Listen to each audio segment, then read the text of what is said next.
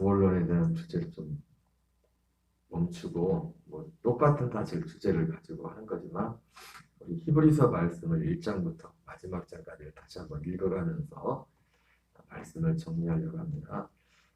광고 드리는 것은 어제 저녁에 말씀드린 것처럼 제가 오늘부터 수요일까지 3일 동안 목회계획 세미나 때문에 내일과 모레 이틀 동안 새벽 예배는 제가 인도하지 않습니다. 자유롭게 오셔서 가능하면 교회 나오셔서 사모님 음악은 틀어놓을 테니까 오셔서 개인 기도도 하시고 또 교회와 또 성도들 위해서 같이 기도해 주시면 감사하겠습니다. 히브리서의 배경에 대해서 몇 주 전에 그 말씀을 전했었죠. 히브리서 말씀을 전하면서 히브리서가 쓰여진 그 배경, 특별히 히브리서 말 그대로 왜 히브리서라고 붙였죠? 히브리인들에게 유대인들이 히브리인이라고 하지 않습니까? 유대인 그리스도인들에게 특별히 보낸 말씀이었습니다. 그 특별히 이 히브리서가 쓰여질 때 그 배경은 네로 황제의 그 박해를 내서 그 로마의 대화재가 일어났을 때 그 대화재의 모든 책임이 이신 네로가 대화재를 일으켰다고 할 수밖에 없는 그런 정황이었을 때 그때 사실은 제일 먼저 그 네로가 책임을 돌릴 수 있었던 그 유력한 사람들이 유대인들이었었는데 유대인들은 특별히 그 네로 황제의 아내가 유대인이었기 때문에 그 사람의 그 유대인 네로 황제 아내의 그런 그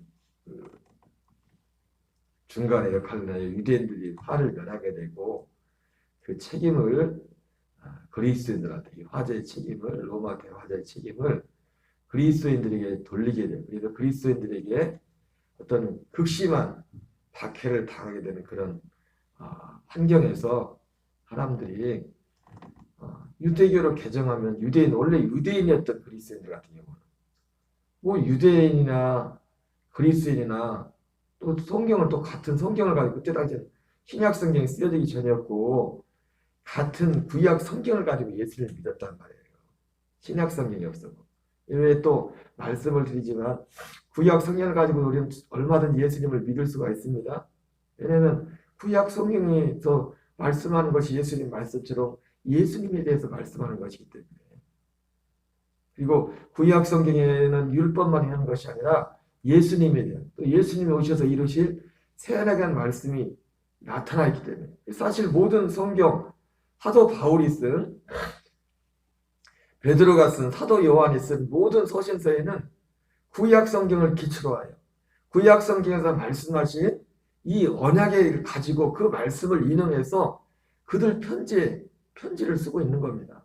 그러니까 충분히 이 그리스도를 만나서 이 복음의 이 계시를 주님부터 가르침을 받은 초대교회 사도들 특별히 지도자들은 구약 성경 하나만 가지고도 얼마든지 그러니까 신약 성경이 쓰여진 이유는 뭐예요? 그러니까 초대교회 때는 굳이 사도들이 살았을 때는 신약 성경이 필요가 없었어요. 여러분 복음서는 뭡니까? 예수님이 이 땅에 육신에 있던 그 행적들을 기록한 거잖아요. 근데 그때는 뭐예요?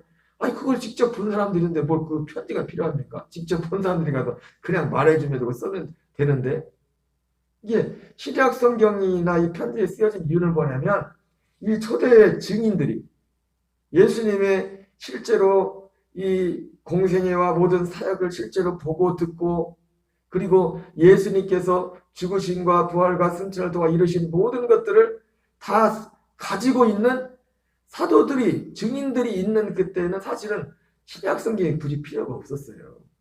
신약 성경이 쓰여진 것도 사실은 훨씬 그 이후에 초대교회가 시작되고 나서 100년 이상이 지난 이후에 신약 성경이 기록되기 시작했다.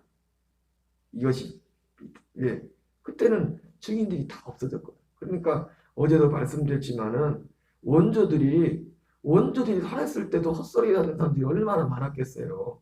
근데 죽고 나서는 얼마나 더 하겠습니까? 그 문제를 때문에 이거를 딱 다시 이 문제를 정확히 하기 위해서 이 신약 성경, 예수님 복음서부터 이걸 하나하나를 기록으로 남겨야 될 필요가 있었던 것입니다. 물론 그 과정이라는 것은 우리가 상상하지 못한 여러 가지 우여곡절이 있었죠. 그러나 하나님께서 이 성경을, 하나님의 말씀이 기록되는 모든 과정 하나하나까지도 주님이 간섭하셔서 하나님이 오늘날에 성경을 우리에게 주신 것입니다.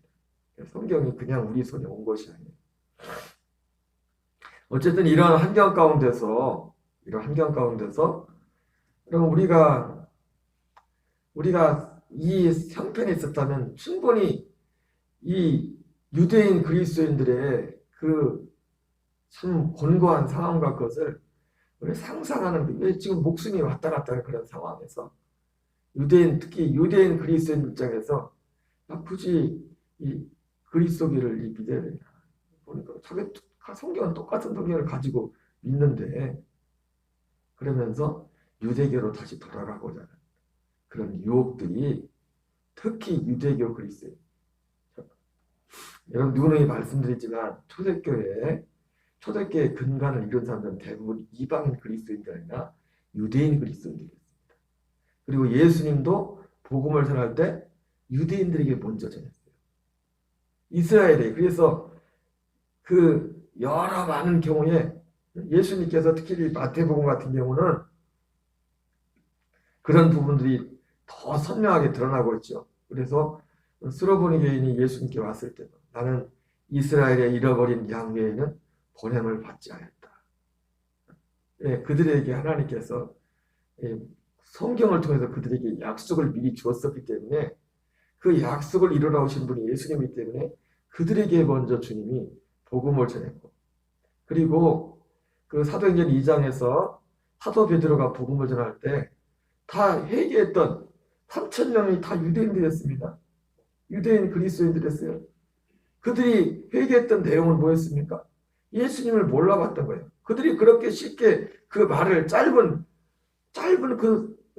우리는 생각을 성령의 강력한 불이 떨어져서 그들이 3,000명이 회개했다고 생각하는데, 물론 성령님의 역사지만은 그들이 회개하게 된 가장 결정적인 것은 첫째는 그분의 부활이에요. 예수님이 부활하신 것이 얼마 안 됐고 바로 부활했거든요, 그분이. 그리고 바로 예수님이 그들이 구약 성경을 통해서 기다렸던 그 메시아라는 그것이 입증이 됐기 때문에 그들도 그 그리스도를 기다리고 있던 사람들이거든요. 특별히 오순절날 모였던 그 사람들은 여러 차례 말씀드렸지만 경건한 유대인들이었습니다.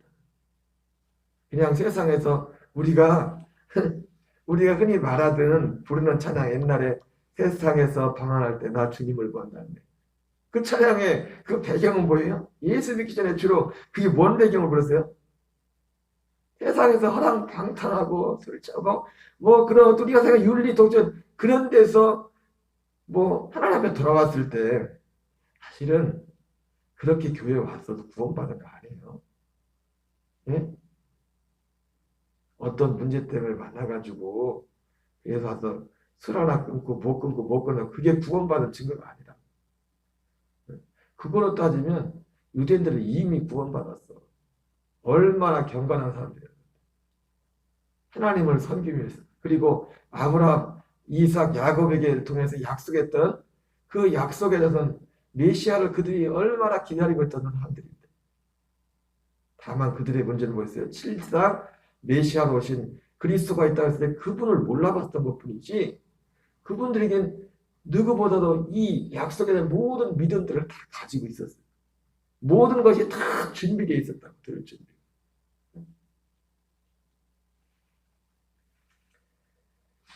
사도행전 8장에 나오는 에디오피아 내시 그 국고를 받은 그 사람 같은 경우도 바로 그런 부류의 사람이죠. 성경을 보다가 이게 이사야서 53장을 읽으면서 그런 배경이 되어 있는 가운데 그들이 준비가 되어 있던 3,000명, 그 3,000명의 한 사람도 그때 당시 바로 사도 베드로의 말씀을 알아들은 겁니다. 그 짧은 말씀이지만 그들이 바라고 기다렸던 어떤 신앙의 틀이었기 때문에, 그리고 그 말씀을 가장 그들에게 강력하게 맡길 수 있던 것은, 그들에게 들려줄 수 있는 것은 주님의 부활이었어요. 부활보다 큰 표적이 없잖아요. 유대인들은 표적을 구하거든. 뭘 봐야 가거든. 유대인들은 표적을 구하고 헬라인들은 지혜를 구하고, 나는 십자가에 못 박힌 예수를 전하노라. 네. 그들은 주님의 십자가를 통해서는, 죽으심을 통해서 믿지 않았지만 예수님의 부활을 보고, 사람 다시 살아나신 부활하신 주님을 보고, 또 부활을 증거하는 그 제자들을 보고서 그 말씀 앞에 고꾸라진 겁니다. 그러니까 유대인들이 이 경건한, 아주 경건한 유대인들이다. 이 약속을 기다리고, 어쨌든 이 초대교회에 사실 대부분 많은 사람들이 뭐 로마에 살던, 뭐 외국에 흩어져 살아서 그냥 겉으로 볼 때 로마인이고 또 로마인 그리스인, 뭐 어디 그리스인들처럼 보이지만 대부분이 유대교에 있었던, 유대교에서 그리스도인인데, 예, 여러분, 유대교는 굉장히 중요하게 보면 예수님께로 복음으로 오기 전에 바로 전 단계가 유대교예요. 거기서 한 걸음 딱 옮긴 겁니다. 쉽게 말하면 마당에서 성소로 옮긴 거예요. 성소로 이동한 거예요. 오늘날 교인들 가운데서 바로 여기에서 여기로 옮겨야 될 분, 지금의 신앙이 전혀 잘못됐다는 게 아니라 여기에서 여기로 옮겨야 될 분들이 많아요. 문제는 뭐예요? 이 율법과 복음이 명확하게 구분을 못해서 그러지. 이분들도 다 이걸 지금 기다리고, 신실한 예수 믿는 성도들 중에도 아직 이 그리스의 복음이 명확하지 않은 분들도 사실은 이거를 삼하고 있는 분들이라고. 삼하는데 이것이 분명하게 들리지 않으니까 지금 아는 게 이거밖에 모르는 거야, 지금. 응? 우리는 조심스럽지만 이런 분들을 이쪽으로 옮겨놔야 돼. 예, 그거를 기다리고 있는 분들이 있어요. 그거를 기다리고 있는 분들이 계시다. 이해가 되십니까? 그래서 이때 당시에 대부분의 그리스도인들이 유대교 그리스도인들. 사실은 모든 편지들이 어떻게 보면 유대교 그리스도인들을 타켓으로 해서 거의 다 보내진 거예요. 사실. 그리스도인, 말이 로마에 있고 뭐 고린도에 있고 어디에 있지 않지만, 우리가 사도 바울이 살아있을 때 사도행전에서도 보면은 바울이 선교할 때 선교지 다 어디로 갔어요? 가는 데마다 회당으로 갔어요. 회당이 어딘데요? 유대인들이, 흩어진 유대인들이 모이는 유대인들 공동체예요. 성전이 무너지고 난 이후에, 성전이 무너지고 난 후에, 없어지고 난 후에부터 사람들이, 유대인들이 이제는 성전을 중심으로 모인 게 아니라, 물론 성전은 예루살렘에만 있었지만 회당을 중심으로 모였단 말이에요. 그러니까 사도 바울이 가는 데마다, 우리 사도행전 보면 어디 다 가는 데만 어디 갔어요? 회당으로 갔대요. 회당으로 가서, 회당에는 누구만 했어요? 유대인들만 했어요. 주로 유대인들만 전도했죠. 그리고 이방인 전도는 사실은 많은 경우에 있어서 유대인들이 복음을 받고 나서, 우리가 성경을 보면 알지만 사도 베드로조차도 유대인들이 이방인들과, 믿는 이방인들과 조차도 좀 상종하는 걸 굉장히 꺼려했잖아요. 아직 율법에 젖어서 어떤 그런 것에 아직 벗어나지 못한 부분들이 많이 있었다가, 베드로조차도. 그래서 바울이 뭐라고 하잖아요, 베드로한테. 응? 아니, 당신은 왜 이랬다 저랬다냐고. 그러니까 그만큼 이 초대교회는, 참 우리가 초대교회로 들어가자 하지만 여러 가지 혼란도 많았어요. 정리가 안 된 상태였어요. 성령의 역사는 초대교회 시작이기 때문에 강력하게, 왜 시작이니까 하나님이 강력하게 하셔야죠. 그것마저 없으면 어떻게 해요? 강력하게 있어야 되는데, 그런 반면에 그럼에도 불구하고 이 복음이 온전히 정확하게 정리가 안 됩니다. 그게, 그 복음이 정리된다는 것은 뭡니까? 율법과 복음이 명확하게 구분되는 거예요. 율법과 복음이 뭔가. 그러니까 사도 베드로조차도 그것이 확실하지 않아가지고 유대인 이방인들과 밥을 먹다가 유대인들이 오니까 딱 다리를 피하면서 안 그런 척 하면서 분위기가 그런 분위기였던 거. 그런 분위기.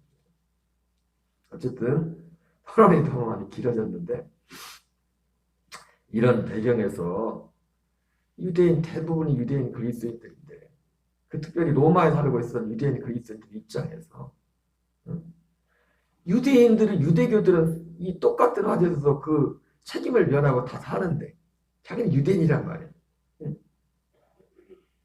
그런데 유대인일지라도 그리스도인들은 다 잡혀가서 죽어야 돼. 그 책임을 자기들이 져야 돼. 여러분 그런 입장에 있을 때 어차피 나는 유대인인데 어차피 또 구약 성경을 가지고 지금 하나를 섬기고 있는데 이거나 뭐 똑같이 그리고 생긴 지도 얼마 되지도 않았는데 뭐 기독교가 시작한 지도 얼마 안 됐는데 그래서 뭐 이거나 똑같이 뭐 하나님도 봐주시겠지 뭐 똑같은 하나님 여러분 하나님이죠 맞죠? 유대교의 하나님이나 예수님 우리 하나님 한 하나님이에요. 그러나 이제는 오직 예수님을 통하여 만날 하나님만이 참 하나님. 예수님을 통해서 왜 주님이 그렇게 정했기 때문에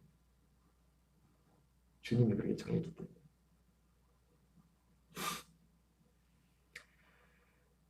그래서 이 히브리서는 바로 이러한 배경에서 유대교 그리스도인들에게 그래서 특별히 히브리서는 옛 언약과 새 언약 율법과 복음을 명확하게 계속 비교하면서 오늘 1장 같은 경우도 천사와 아들 그리스도에 대해서 계속 시작부터 그렇게 비교하면서 그런 구조로 계속 말씀하면서 결국 유대교 그리스도들에게 그 여러 가지 핍박 잡혀서 혹시 죽지 않을지라도 여러 어려운 가운데서 그런 유혹 가운데서 유대교와 그리스도교는 전혀 다른 것이다. 전혀 다른 것이 됐어요. 전혀 다른 것이.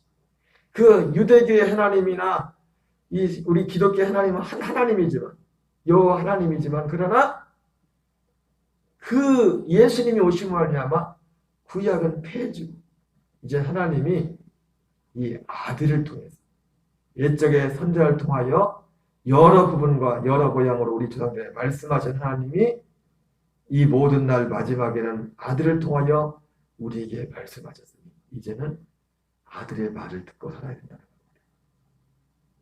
아들의 말을 듣고 살아야 구원이 있다고 말씀합니다. 하나님이 만세전부터 그렇게 정했어요. 다만 구약 시대까지 이 아들이 오기까지 구약 시대 선지자를 통해서 말씀하셨을 뿐입니다. 그거를 말씀하시는 겁니다. 그래서 히브리서는 1차적으로는 유대교 그리스도인들에게 쓰여진 거예요. 그럼에도 불구하고 이 성경은 오늘 이방인 그리스도인 우리에게도 동일하게 적용돼요. 감사하게도.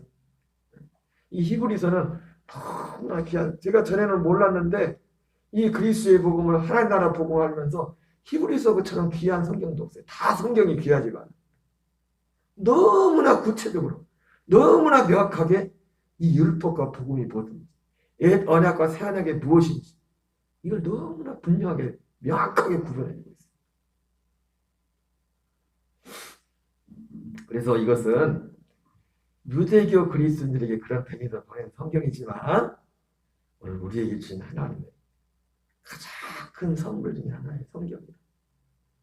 로마서도 중요하지만 사실 로마서보다 더 명확한 복음에 대해서 설명한 게 갈라디아서. 그러니까 왜 그런 측면을 말씀합니까? 율법과 복음의 본질을 분명하게 가르쳐주고 있어요. 오늘날 문제가 뭐냐면 왜 많은 분들이 이 하나님의 나라의 복음으로 가려면 이 율법과 구분이 되지 않으면 갈 수가 없어요. 갈 수가 없어요. 여러분 구약 성경에 보면 하나님이 짐승, 이 육고기가 됐던 수중고기가 됐던 그거 아무거나 못 먹게 하죠, 그죠? 우리 저희 고향에 가면은 그걸 철저히 지키는 그 권사님이 계셔. 그분은 무서워. 유대인 같고 고기도 못 먹게 해요. 못 먹게 하는 거는.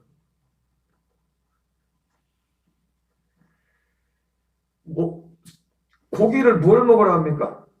육고기 같은 경우는 굽이 갈라져야 돼. 굽이 갈라지고 책임지라는. 둘 중에 하나만 안 되는 고기도 먹으면 안 돼. 돼지고기 먹으면 안 돼. 우리 유대인 법으로면 우리 그 좋아하는 삼겹살 먹으면 안 됩니다. 여러분, 굽이 갈라져요. 이 영적으로 따지면 우리도 하나님이 받으시는 그건 육신적인 거지만은 그 되려면 굽이 갈라져야 돼. 율법과 복음이 딱 갈라져야 돼.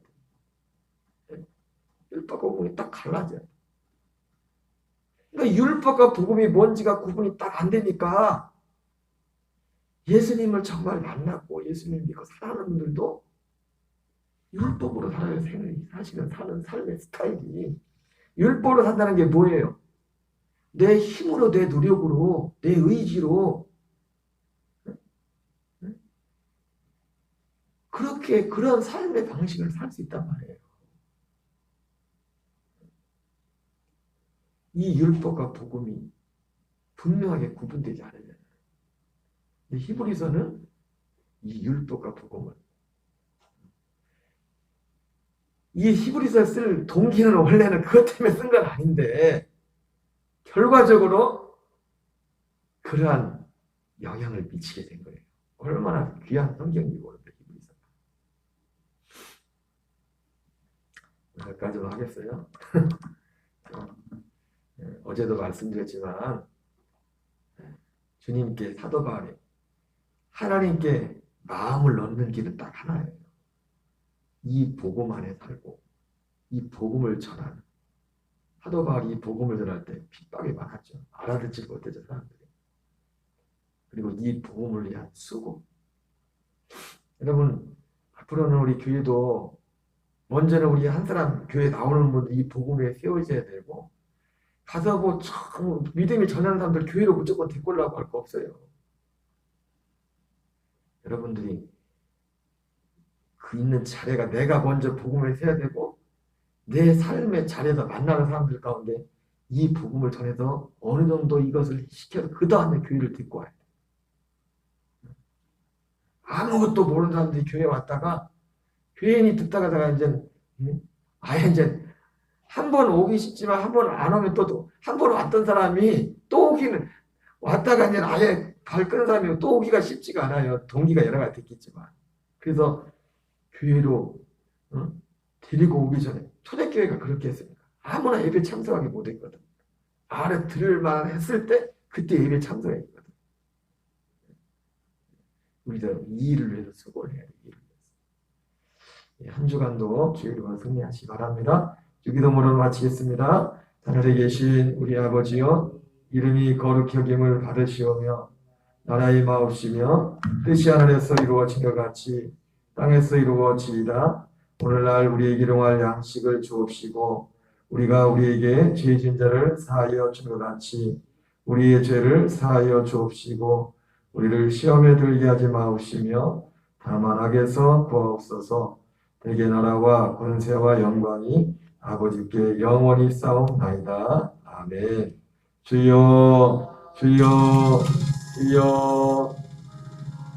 하나님 아버지 감사합니다. 오늘 이 새벽도 우리를 예배 자리에 인도하시고 동행하심을 감사합니다. 주의 성령을 오늘도 충만케 하시고 아버지 뜻이 하늘에 이루어진 같이 땅에도 이루어지는 귀한 은혜로 우리 아버지 역사하시고 인도하여 주시옵소서.